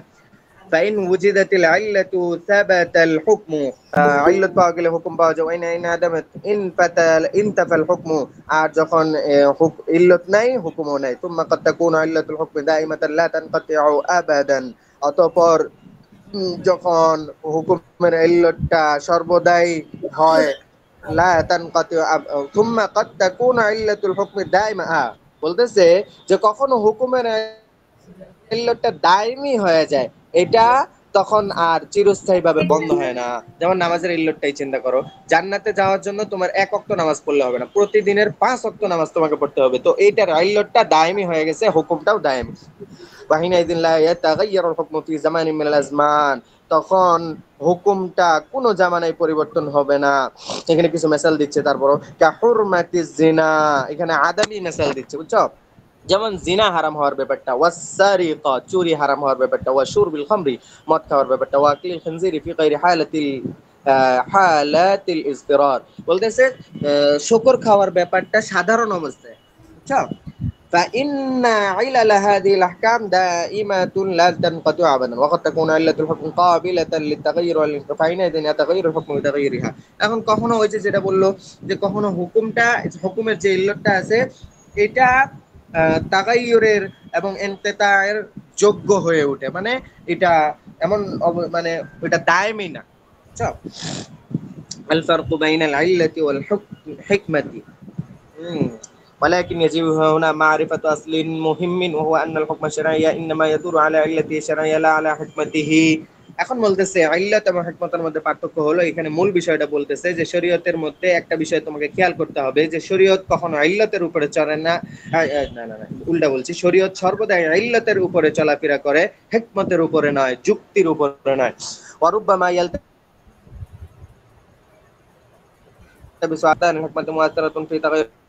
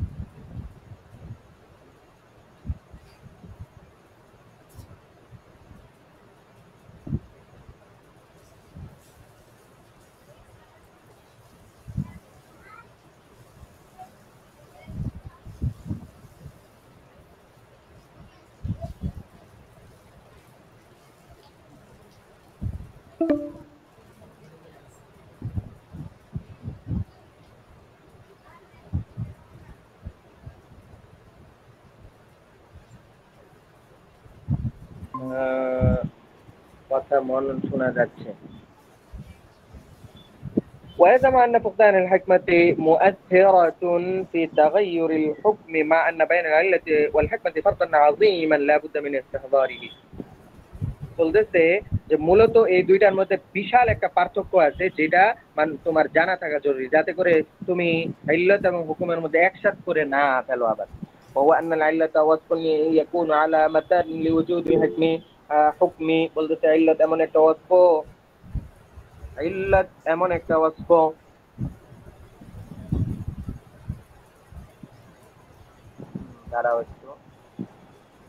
ইল্লাত হলো এমন ওয়াসফ যেটা হলো হুকুম ওজুদ আসার জন্য আলামত হয়ে থাকে। ওয়াম্মাল হিকমাত ফাহিয়াল ফাইদাতুল লাতী ইউতাওয়াক্কাউ হুসুলুহা মিনাল আমালি বিল হুকমি, আর হিকমত হলো এমন ফায়দা, এমন উপকার যেটা হলো হুকুমের দ্বারা হুকুমটাকে ওজুদে আনার কি ফায়দা, ওজুদ হাসিল করার, ওজুদ অর্জন করার কি ফায়দা, এই ফায়দা তালাশ করার নামই হলো হিকমত। ওয়াহাদা মিসলু হুরমাতি শুরবিল খামরি ফাইন্না হুরমাতাশ শুরবি হুকমুন, বলতেছে যে মদ পান করা হারাম, এটা হলো হুকুম। ওয়া কাউনুল মাশরুবি খামরান ইল্লাতান, এবং পানকারী নেশাগ্রস্ত হওয়া এটা হলো ইল্লাত। ওয়া সিয়ানাতুল ইনসানি আম্মা ইউজিবু আকলুহু হিকমাতান, আর মানুষের জেহানের হেফাজত করা, এটা তার আকল চলে যাওয়ার থেকে মানুষের জেহানের হেফাজত করা, এটা হলো হিকমত। কেন এই যে ফায়দা পাইলা না, যে মদ না খেলে কি ফায়দা, ওই যে ফায়দা হলো যে তোমার তার জেহেনটা ভালো থাকবে। এই জন্য বলছে যে শরীয়ত সবসময় চলবে হিকমতের ইল্লতের উপরে। দেখো কিছু জিনিসের মধ্যে তুমি কিন্তু হিকমত পাবা না, যেমন নামাজ পড়ার দ্বারা আমার কি ফায়দা, হ্যাঁ ফায়দা ফায়দা এটা পরকালে তুমি পাবা, কিন্তু দুনিয়াতে চিন্তা করলে এখন তো আমি কোনো ফায়দা পাচ্ছি না, এটা চিন্তা করা যাবে না। এই জন্য এই শরীয়তের কিছু কিছু বিষয়ের মধ্যে আইল্লাত হিকমত দুটোটাই পাওয়া যাবে, কিছু কিছু বিষয়ের মধ্যে হিকমত পাওয়া যাবে না। ফায়াদুর কি হুকমুল হিরমতি আলা ইল্লাতিহি يعني كون المشروب حرما فمهم ما وجدت الخمر ثبت حكم الحرمة ولا يدور مع الحكمة، فلو وجد رجل لا يذهب عقله بشرب الخمر لا ينتفي حكم الحرمة في حقه لأن العلة وهي كون المشروب خمرا باقية। আর বলতেছে যে কেউ যদি মদ, ওই যে হেকমতটার ব্যাপারটা, এই জন্যই বলছে যে হেকমত যদি নাও পাওয়া যায় তারপরও ইল্লতের কারণে বলতেছে যে কেউ যদি মদ পান করছে কিন্তু তার মাথা নষ্ট হয়নি, তাহলে এই যে বলছে যে হেকমত ছিল হলো যে এটার ফায়দা হলো মাথা নষ্ট হওয়া থেকে ব্যক্তির বাঁচা রাখে, তার তো মাথা নষ্ট হচ্ছে না, তাইলে কি খাওয়া যাবে? বলছে না, এখানে তো ইল্লত তো পাওয়া যাচ্ছে সবসময়। এই ইল্লতের কারণে, ইল্লত হলো যে এটা রবের পক্ষ থেকে নেশা যুক্ত হওয়াটা সাব্যস্ত করা হয়েছে এবং এটা হারাম হওয়াটাই সাব্যস্ত করা হয়েছে, এই ইল্লতের কারণে এটাকে হারাম করা হয়েছে। وهي كون المشروب خمرا باقية وكذلك حكم قصر الصلاة علتها السفر وحكمتها الاحتراز عن المشقة فيدور على علته وهو السفر دون حكمته وهي المشقة، فلو وجد مسافر لم تحصل له أي مشقة كما يقع كثيرا يحصل في سفر الطائرة والسائرة لا ينتفع حكم القصر। এখন বলতেছে যে আগের যুগের তুমি চিন্তা করো যে সফরের মধ্যে যে কসরের হুকুমটা দেওয়া হয়েছে, এই কসরের হুকুমের ইল্লত হলো ব্যক্তির মধ্যে মাশাক্কাত থাকে, আর ফায়দা হলো এই মাশাক্কাতটা দূর করে ব্যক্তি যেন তোমার সুন্দর মতো কমের মধ্যে ব্যাপারটা সারে ফেলতে পারে। এখন শরীয়ত বলতেছে যে এখন তো ওই যে তোমার মাশাক্কাত যদিও সফরের কারণে হালকা আছে, কিন্তু এটার দ্বারা যে ফায়দা হেকমত যে ছিল এই তো পাওয়া যাচ্ছে না, বা এই ইল্লত তো একদিক থেকে পাওয়া যাচ্ছে না, বা হেকমত তো পাওয়া যাচ্ছে না, তাহলে কি তোমার কসর দূর হয়ে যাবে? বলবে যে না, যখন এটাকে মাশাক্কাত শরীয়ত ইল্লত ধরে ফেলছে, এই ইল্লতের কারণে এটা বাকি থাকবে। ويتضح ذلك بمثال حسي وهو أننا في عصرنا على ملتقيات شوارع إشارات كهربائية تحمر تارة وتصفر أخرى، وذلك لضبط نظام المرور، فالقانون يفرض على كل سيارة أن تقف كلما رأت إشارة حمراء وتسير إذا رأتها خضراء، فالأمر بالوقوف عند رؤية الإشارة حمراء حكم وكونها حمراء علة، وحكمة هذا الحكم صيانة المرور عن حوادث الاصطدام। এখন বলতেছে এটাকে আমরা যদি দুনিয়ার নিজামেও কায়েম করি, তাইলে বলতেছে যে এটা আমরা দুনিয়ার নিজামে, যেমন ওই যে রাস্তার মধ্যে লাল লাইট এবং সবুজ লাইটের এখানে মেসালটা দিচ্ছে, যে লাল লাইট দ্বারা বুঝাচ্ছে লাল লাইট এমন একটা ইল্লত যেটা হুকুম করে যে তোমাকে এখন থামতে হবে, সবুজ লাইট এমন একটা ইল্লত যেটা তোমাকে বলে যে এখন তুমি কি করতে পারবা, চলতে পারবা। আর হিকমত কি, যে এটার দ্বারা মানুষ অ্যাক্সিডেন্ট থেকে বেঁচে থাকবে, দুই লাইন একসাথে হবে না। হুকমুল হুকুক ইন্নামা ইয়াদুরু আলা ইল্লাতিহি ওয়া ইয়াহুযুতুল ইশারাতি দুনা হিকমাতিহি ওয়া হিয়া মাযান্নাতুল ইসতিনাম। এখন বলতেছে যে তুমি তো চিন্তা করতে পারো যে ভাই এখন তো যদিও লাল লাইট জ্বলতেছে ঠিক আছে, কিন্তু আমি তো দেখতেছি ওই সাইডের রাস্তায় কোনো লোক নাই, কোনো গাড়ি যাচ্ছে না, তারপরও লাল লাইট জ্বলতেছে, তা আমি আগায় যাই। বলতেছে না, এটা চলবে না। দুনিয়ার নিজামের মধ্যেও হিকমত দ্বারা কোনো জিনিস চলে না, অনেক জিনিস চলে না, এটা দেখাইলো যে না, লাল লাইট জ্বলছে, এখন ওই পাশে লোক থাকুক বা না থাকুক, তোমাকে কি করতে হবে, দাঁড়ায় যাইতে হবে। তুমি এখন বলতে পারো না যে না, এখানে তো কোনো যে মাযান্নাতুল ইসতিনাম, যে এখানে তো সবকিছুই ঠিকঠাক আছে, আমি ধারণা করে আগায় যাওয়া, এটা করা যাবে না। فلو جاءت سيارة وليس على الشارع سيارة غيره ولكنها رأت إشارة حمراء وجب عليها الوقوف إن لم توجد الحكمة في خصوصية في هذه الواقعة। বলতেছে যদিও সে কোনো খুশুসি দেখতে পাচ্ছে, কোনো হিকমত পাচ্ছে না, যে লাল লাইট জ্বলছে তারপর ওই পাশে মানুষ নেই, আমি জায়গা এরকম বলতেছে, কোনো হিকমত যদিও পাচ্ছে না, তারপর ইল্লত যেহেতু পাওয়া গেছে, এখন হুকুমের উপরে তাকে আমল করতেই হবে। এটা দুনিয়ার নিজামে যেভাবে চলে, আখিরাতের নিজামেও চলতে হবে। فتبين مما ذكرنا أن الحكم لا يتغير بفقدان الحكمة في حجز بعض الجزئيات إنما يتغير بفقدان العلة। এখন বলতেছে যে আমরা বুঝতে পারলাম যে হিকমত চলে যাওয়ার কারণে, হিকমত দূর হয়ে যাওয়ার কারণে হিকমত না থাকার কারণে হুকুমের মধ্যে কোনো পরিবর্তন আসে না, বরঞ্চ ইল্লত যদি দূর হয়ে যায় তখনই হুকুমের মধ্যে কি আসে? পরিবর্তন আসে। সামনে দেখো, ثم إن الحكمة وإن كان الحكم لا يدور عليها ولكنها ربما يستدم بها في استخراج العلة التي لم ينص عليها الشارع، ومثاله تحريم ربا الفضل، فإن علة هذا الحكم ليست منصوصة من قبل الشارع عليه السلام، فاختلفت أنظار الفقهاء في استخراج هذه التي فقال এখন বলতেছেন যে হ্যাঁ হুকুমটা ثم إن الحكمة وإن كان الحكم لا يدور عليها، হ্যাঁ যে হিকমত যদিও তার উপরে কি চলে না, হুকুম তোমার চলাফেরা করে না, কিন্তু কখনো কখনো ইল্লত বের করতে গিয়ে হিকমতের কি করতে হয়? লক্ষ্য করতে হয়। যেমন ওই যে তোমরা তোমার কি বলে রেবা, রেবার মধ্যে পাওয়া গেছে, কেউ বলছে কদর মাল জিন্স, কেউ বলছে এই এরকম এরকম যে ব্যাপারটা বলছিল, ওই ব্যাপারটা এখানে টানলো।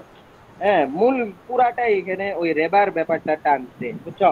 তো ওয়াবিল জুমলা দেখো, মূল মোট কথা বলতেছে ফাইনাল হুকমা শারঈয়্যা ইউনাতু বিল ইল্লাতি লা বিল হিকমাতি ওয়াল মাসলাহাতি। মূলত কথা হলো হুকমে শারঈ এটা ইল্লাতের সাথে সম্পৃক্ত, এটা হিকমত এবং মাসলাহাতের সাথে কোনো কি নাই, সম্পৃক্ততা নেই। غير أن المصلحة والحكمة ربما تفيدان في معرفة علة الحكم إذا لم تكن العلة منصوصة في كلمة. فبطل بهذا قول كثير المعاصرين المتجددين الذين يدعون تغيير الحكم الشرعي بتغيير بعض مسائله، وإن هذا شيء خطير تتعطل به جميع الأحكام الشرعية. فإنما يمكن لرجل أن يقول إن الصلاة حكمتها الرجوع إلى الله تعالى، وحيث تحصل لي هذا الرجوع قلبيا لم تبقى الصلاة مفروضة علي، كما يقول بعض الجهلة المنتحلين। এখানে যে ব্যাপারটা বললো, কেউ কেউ বলতেছে যে না, হিকমতের হিকমত যখন ফুকদান হিকমতের কারণে অনেক সময় কি হয়ে যায়, হুকুমের মধ্যে পরিবর্তন চলে আসে, এটা কেউ কেউ বলছে। তবে এই ব্যাপারটা কি নয়, মূল নয়, মূল কথা হলো ইল্লতের কারণে। إن الجماعة في الصلاة إنما شرعت لإحداث الوحدة والتنظيم فيما بين المسلمين। জামাত এটার মাশরুইয়ত হইছে হলো ঐক্যতার সৃষ্টির জন্য এবং শৃঙ্খলা, মুসলমানদের মধ্যে শৃঙ্খলা বজায় রাখার জন্য। ولما حصلت هذه المصلحة بطريق آخر فلا حاجة إلى الجماعة। এখন বলতেছে কেউ যদি এই হিকমত চিন্তা করতে গিয়া বলে যে যখন মুসলমানদের মধ্যে ঐক্য হয়ে গেল, যখন মুসলমানদের মধ্যে শৃঙ্খলাবদ্ধ হয়ে গেল, তাইলে এখন আর কোনো জামাতের প্রয়োজন নেই, এরকম কথা যে বলে ফেলবে, বলতেছে যে সে তো ভুলের মুওয়াল্লি। ইয়াযু বিল্লাহি তাআলা ওয়া ইসতাতিউ রাজুলুন সালিসুন আন ইয়াকুলা ইন্না হুরমাতাল খিনজির কানাত লিদানাসাতিল খানাজির ফি যালিকাল আহদি। বলতেছে যে কেউ কেউ বলেন যে হুরমাতে খিনজির ইল্লাত, এখানে দুইটা কথা, এখানে হলো কেউ কেউ ইল্লাত বের করার মধ্যে ভুল করে, সেইটাও ভুল। তেমনি ভাবে হিকমত কেউ কেউ বলছে যে ফুকদানে হিকমতের কারণে হুকুম ফুকদান, এটাও ভুল। এখানে যেটা ব্যাপারটা দেখাচ্ছে যে কেউ কেউ ইল্লাত ভুল করে, এই ভুলটা ধরা যাবে না। এই যে এখানে কেউ বলতেছে যে খিনজির আগের যুগে হারাম ছিল, খিনজিরটা ময়লা থাকার কারণে আগের যুগে, বুঝছো? এখন বলতেছে যখন এই ইল্লতটা না পাওয়া যাবে তো খিনজির খাওয়া হালাল হয়ে যাবে। বলছে না, এই ইল্লতকে ইল্লত ধরা যাবে না। وحيث وجد الخنازير يوم نظفت النشأت في جو صحي نظيف فلم تبقى حرمتها اليوم، وقس على هذا ولا شك أن مثل هذه الأقوال ضلالة مقاصد الشريعة ومصالحها। এখন বলতেছে যে শরীয়তের মাকসাদ কি এর দ্বারা।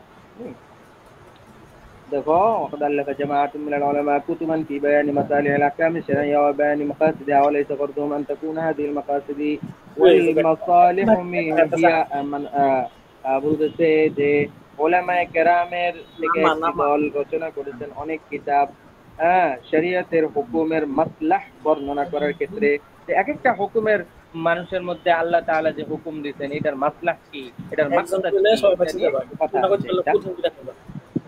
وليس قرضهم والمصالح هي مناط الأحكام الشرعية دائمة بقطع النظر عن النصوص الشرعية। যে মাসালেহ হলো যে হুকমে শরঈকে দায়মি ভাবে নিজের ভিতরে তৈরি করা, বিকতা'ন নজর আন নুসুস শরঈয়া, নুসুস শরীয়ত থেকে দৃষ্টি ফিরিয়ে। بل مقصود بيان المصالح بما جاء في النصوص من الأحكام حتى يتبين أن الشريعة لم تشرع حكما إلا ووراءه مصلحة لعباد في الدنيا أو الآخرة، أو وأن تؤخذ هذه المقاصد في عين الاعتبار في المباحة وفي الأمور التي ليس فيها نص شرعي، ولكن الحاكم في كونه مصلحة هو الشرع ونصوصه دون العقل المجرد أو أهواء النفوس، وذلك لأن هذه المقاصد مثل الحفاظ على النفس والمال والعرض ليست مطلوبة مطلقا وفي جميع الأحوال، بل الحق كما قال الشاطبي رحمه الله أن المنافع والمضار عامة وأن تكون إضافية لا حقيقية। তো মূল কথা হলো শরীয়তের সমস্ত বিষয়ের মধ্যে মাসলাহাত দুনিয়াবিও রয়েছে আখিরাত উখরাবিও রয়েছে, এগুলো সব আল্লাহর জিম্মায় রয়েছে, এগুলো দ্বারা মানুষ নিজের দিক থেকে এগুলো কি করতে পারবে না, তৈরি করতে পারবে না। এজন্য ইমাম শাতিবী রাহমাতুল্লাহ বলতেছেন আন্নাল মানাফি ওয়াল মাদার আম্মাতুহা আন তাকুনা ইজাফিয়াতান, যে মানাফি এবং মাজার, যে ফায়দা হাসিল হওয়া বা ক্ষতিগ্রস্ত হওয়া, এই বিষয়টা হলো একটা ইজাফি বিষয়, এগুলো হাকিকি বিষয় না।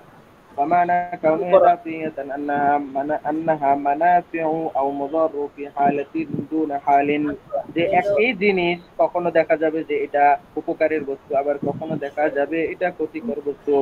وبالنسبة إلى شخص دون شخص, কখনো এক ব্যক্তি অনুযায়ী এটা হলো মানাফি'র বস্তু, কখনো এক ব্যক্তি অনুযায়ী মজার বস্তু। এই জন্য নিজের পক্ষ থেকে কোনো হুকুম বা কোনো মাসলাহাত বের করা যাবে না। আও ওয়াক্তিন দুনা ওয়াক্তিন, এক সময় এটা মাসলাহাত পরিপূর্ণ মানাফি' যুক্ত, আবার আরেক সময় এটা দেখা যাবে যে মাসলাহাত নেই। ফাল্লাযী ইয়াহকুমু ফি আমরিন আন্নাহু মানফাআতুন আও মাদাররাতুন হুয়া শারউল্লাহ আযযা ওয়া জাল, যে কোনো বিষয়ের মধ্যে মানফাআত অথবা মাদার এটা আল্লাহ তাআলার শরঈ বিষয়। فالمصلحة الظاهرة التي تعارض نص من نصوص الشرع ليست مصلحة ولا منفعة في الحقيقة। মূল কথা হলো যে হাকিকাতের মধ্যে কোন বস্তুর মধ্যে মানফাআত তালাশ করতে না যাওয়া। ওয়াইন্নামা হুয়া ওয়ালিদু হাওয়ান নাফসিল্লাযী জাআত বিশ-শরীআতু লিফতালি ইত্তিবাইহি, কখনো কখনো এটা মানুষের হাওয়ায়ে নফস, মানুষের ধারণাগত মনের কিছু কথা তৈরি হয়ে যায়, যেটার দ্বারা সে শরীয়তকে তাবে হওয়ার, শরীয়তের তাবেয়ের বুতলানে, শরীয়তের তাবেয়ের মানে শরীয়তের অনুগামী হওয়ার দিক থেকে তাকে কি করে দেয়, ভ্রান্ত দিকে নিয়ে যায়। وقد ظهر في زماننا ناس يتمسكون بكلمة المقاصد الشرعية ويريدون أن يقيموها أمام النصوص الشرعية بحجة أن المقصود من هذه الأحكام المنصوصة إقامة بعض المصالح وتحقيق بعض المصالح، وبما أن هذه المصالح والمقاصد تختل في الظاهر بالعمل على ظواهر النصوص، فإننا مأمورون باتباع هذه المقاصد والمصالح دون اتباع ظواهر النصوص، وإن مثل هذه العقلية لا تؤدى إلا إلى عدم الشريعة كلها। বলতেছে কেউ কেউ প্রত্যেক বিষয়ের মাসলাহাত তালাশ করতে গিয়ে দলিলও পেশ করতে যে যদি কোনো বিষয়ের মাসলাহাত না থাকে তাহলে ওইটা পালন করা তো এক ধরনের বোকামি।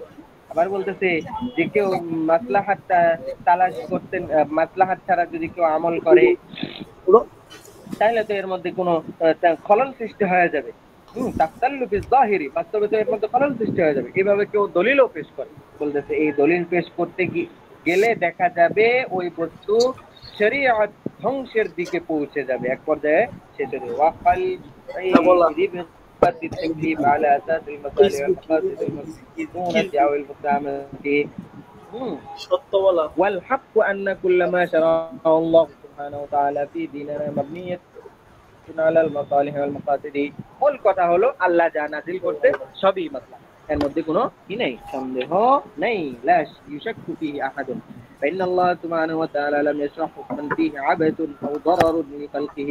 আল্লাহ এমন কোনো জিনিস সৃষ্টি করেননি যার মধ্যে বান্দার অনর্থক কোনো কাজ রয়েছে অথবা মাকসাদ পরিপন্থী কোনো কাজ রয়েছে অথবা সৃষ্টি জগতের জন্য ক্ষতিকার রয়েছে, এমন কোনো কাজ আল্লাহ তাআলা সৃষ্টি করেননি। ওয়ালাকিন্নাল মাসালিহ ওয়াল মাকাসিদ কালিমাতুন মুবহামাতুন ফাযকাবাতুন, কিন্তু মাকাসিদ শব্দটা এমন তোমার ব্যাপক এবং এমন তোমার অনির্দিষ্ট জিনিস যেটাকে একটা সীমানার মধ্যে আনাটা কিনা এই মানুষের ছোট্ট আকলের মধ্যে সম্ভব না। فكل من ينظر في قضايا الحياة بعقله المجرد يزعم في شيء أنه من المصالح والمقاصد، بينما يزعم آخر أنه ليس من المصلحة ولا من مقاصد الحياة. فالعقل المجرد الذي لا يبني نفسه على الوحي الإلهي لا يكاد يصل إلى معيار يعتمد عليه عالميا لتحديد هذه المصالح والمقاصد. মোট কথা যেটা, আচ্ছা তাহলে যাও,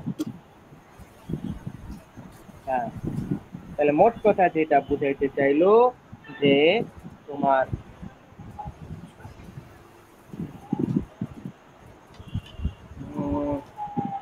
وبالتالي فإن كل ما يعتبر من المقاصد الشرعية ليس على إطلاقه، وإنما له حدود وضوابط مثل الحج على النفس. لا شك أنه من أهم مقاصد الشريعة. যে শরীয়তের মাকসাদের একটা গুরুত্বতা রয়েছে, এটার মধ্যে কোনো সন্দেহ। ولكن لا يستطيع قاتل نفس أن يتمسك بهذه المقصد الشرعي ويستغله لصيانته نفسه عن القصاص، وهذا هو الحال في جميع المقاصد. فالسؤال الأساسي بالنسبة إلى هذه المقاصد من هو الذي يعين هذه المقاصد، ومن الذي يحد الحدود التي تعمل هذه المقاصد في إطارها. বলতেছে যে হ্যাঁ, প্রত্যেকটা বস্তুর মাকসাদ থাকা জরুরি, শরীয়তের হুকুমগুলো পালনেরও মাকসাদ রয়েছে, কিন্তু মানুষের এমন এত বড় কি নাই, সক্ষমতা নেই। এখন যদি তুমি বলো যে হ্যাঁ মাকসাদ জানা জরুরি, তাহলে আরো প্রশ্ন বের হয়ে যাবে যে এই মাকসাদটা মান হুয়াল্লাযী ইয়ায়ুনু হাযিল মাকাসিদ, কে নির্ধারণ করবে? ওমিনাল্লাযী হাদ্দুল হুদুদ আল্লাতী তু'মালু হাযিল মাকাসিদ, এই পরিধি অনুযায়ী কে আমল করবে, এই মাকসাদের পরিধি অনুযায়ী কে কে আমল করবে, এরকম অনেক ধরনের আরো কি বের হবে, প্রকার বের হয়ে যাবে। فلو فرضنا هذين إلى العقل المجرد لوقعت الشريعة في فوضى.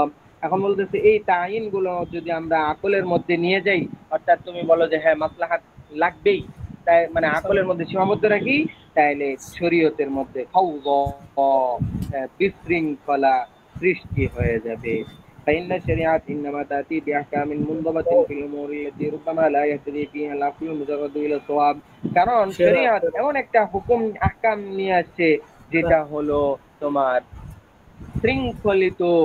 এই বিষয়গুলোকে যদি কেউ আকলের মধ্যে চিন্তা ভাবনা করতে যায়, কখনো কখনো সে সঠিক পথ পাবে না। লা ইয়াহতাদি ফিহা আল-আকলুল মুজাররাদ ইলা সাওয়াব। فلو كان العقل البشري كافيا لهذه التعيين لما كان هناك داع إلى إرسال الرسل ولكن لتنزيل الكتب السماوية الإلهية. বলতে মানুষের আকল যদি মাসলাহাত বুঝতোই, তাহলে তো তোমার কোনো রসুল পাঠাইতে হইতো না, কিতাব নাজিল করতে হইতো না।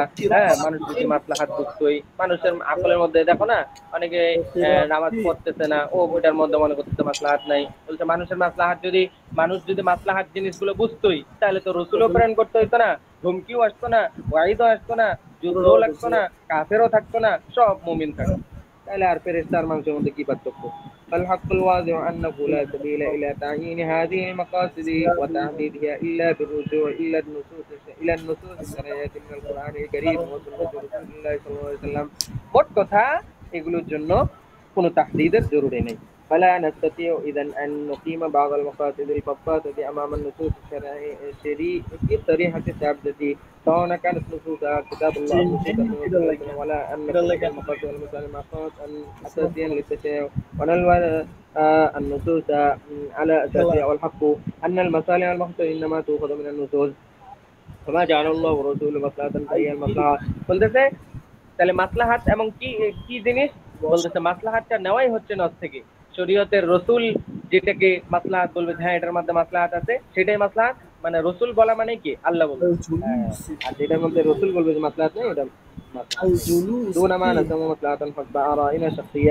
মানুষ যেটাকে মনে করবে সেটা কি না মাসলাহাত না। আমাদের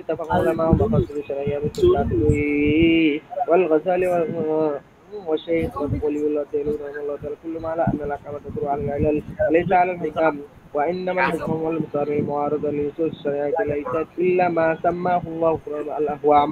বলতেছে যদি মানুষের উপরে মাসলাহাতকে ছেড়ে দেওয়া হতো, তাহলে ওই যে হাওয়া উন্নফস আর কথাটা থাকতো না।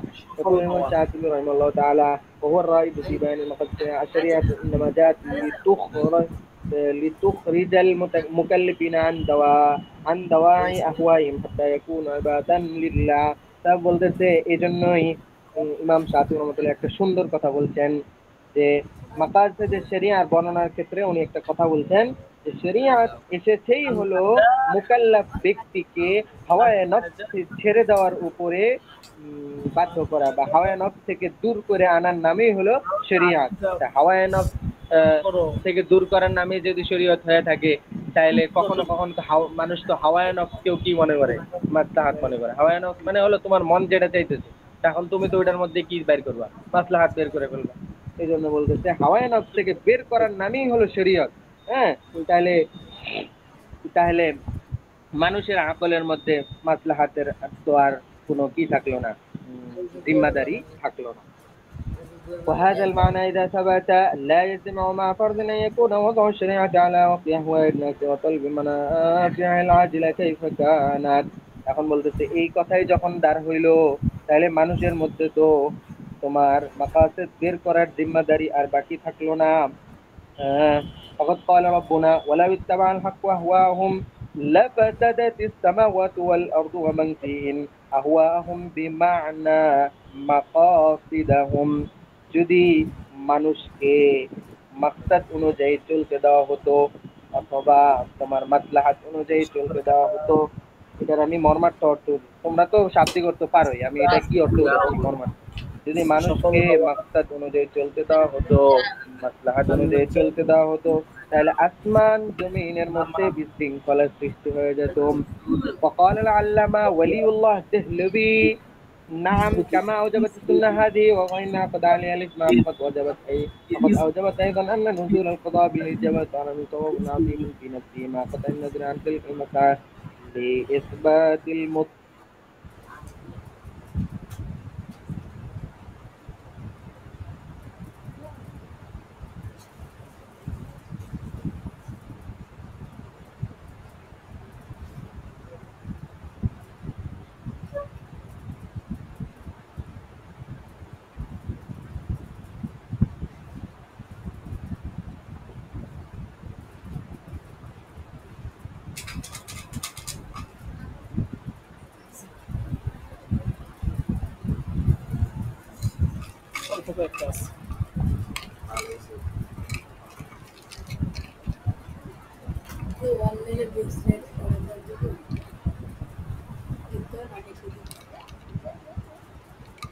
টাকা দিও, আমি এনে দেবো।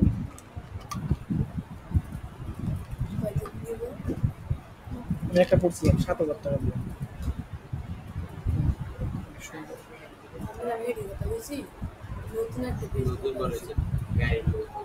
নইলে তো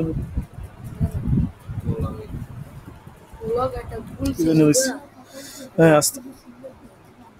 আচ্ছা, উনি কি হঠাৎ করে উনি লাইন থেকে চলে গেল, সমস্যা হয়ে গেছে মনে হইতেছে।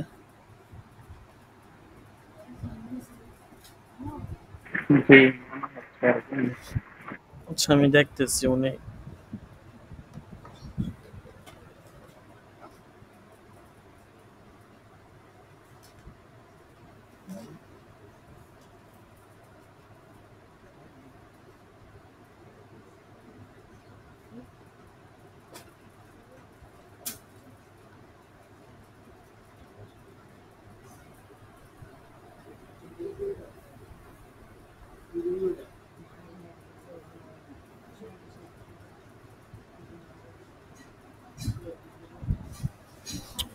লাইন থেকে চলে গেল হঠাৎ করে। আচ্ছা, মনে হয় কোনো সমস্যা হয়েছে। আচ্ছা, ও হ্যাঁ, আচ্ছা ঠিক আছে, তাহলে আজকে পর্যন্ত থাকুক। হ্যাঁ, হাজিরাটা ডেকে নেই। অনেকে তো হাজিরা ছিল, 8-10 জন ছিল, কিন্তু দরজ অনেক রাইত হয়ে গেছে তো অনেকে চলে গেছে। আবার 2 জন অলরেডি আমার কাছে ছুটি নিচ্ছে। জুনায়েদ আল হাবিব নাই তো, রাকিবুল হাসান,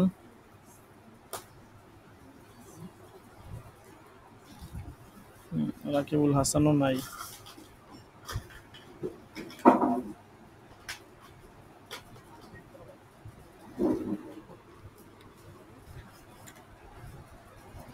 সাকিবুল হাসান তো আছে, আচ্ছা।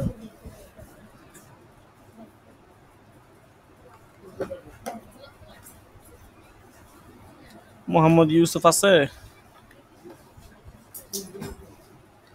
আব্দুল আহাদ, আরমান হোসেন, সাইদুল ইসলাম। সাইদুল ইসলামও তো ছিল, চলে গেছে, আচ্ছা হাজার দিয়ে দিই। জাহিদুল ইসলাম আছে, নাই। মাহফুজ বিন কাসেম আছে, আল মামুন, মাহফুজ সওদাগর, রফিকুল ইসলাম, হেদায়েতুল্লাহ, রফিকুল ইসলাম নাই। আল আমিন তুষার নাই। রায়হান মাহমুদ, সোহাইল আহমদ, মুস্তাকিম বিল্লাহ, গোলাম কিবরিয়া, ইসমাইল হোসেন, কাউসার আহমদ, ইকরাম আল হাসান, এমদাদুল ইসলাম, মুস্তফা কামাল আছে, আছেন তো না? জি জুবায়ের আহমদ, ওটাই। জুবায়ের আহমদ,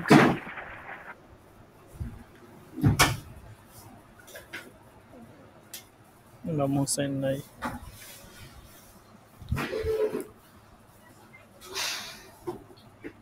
আচ্ছা ঠিক আছে, আজকে এ পর্যন্ত থাকুক। ইনশাল্লাহ যেটা বাকি রয়ে গেছে, তো কোনো কারণে সমস্যা হয়ে গেছে, ইনশাল্লাহ আগামী দরসে এটা করে নেওয়া হবে। আচ্ছা ঠিক আছে, সকলে ভালো থাকবেন। জাযাকুমুল্লাহ। আসসালামু আলাইকুম রহমতুল্লাহ।